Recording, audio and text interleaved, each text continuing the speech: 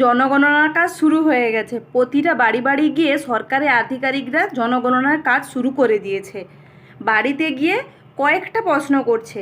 সরকার তরফ থেকে বলা হয়েছিল 38টা প্রশ্ন করবে, কিন্তু অতটা প্রশ্ন করছে না। কয়েকটা প্রশ্ন করছে, তোমাদের ঘরে রুম কটা আছে, স্মার্টফোন আছে কি না, টিভি আছে কি না, বাথরুম আছে কি না, জলের ব্যবস্থা আছে কি না, গাড়ি কটা আছে, মোটরসাইকেল আছে কি না, সাইকেল আছে কি না, এই জাস্ট টুকটাক প্রশ্ন করছে। অনেকে ভাবছে এর সঙ্গে অন্নপূর্ণার স্বাদ আছে, তাই অনেকে মিথ্যা কথাও বলছে।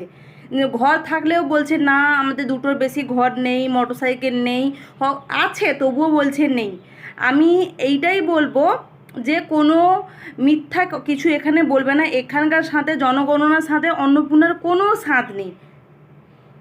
যেই তথ্য দেবে পুরো সঠিক তথ্য দেবে, নাহলে পরবর্তী সমস্যায় পড়তে পারেন, আপনারাই সমস্যায় পড়বেন।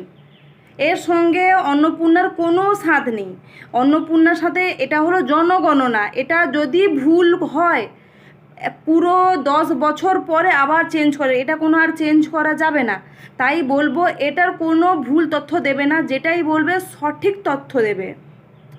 এর সাথে অন্নপূর্ণার টাকা পাওয়ার কোনো স্বাদ নেই।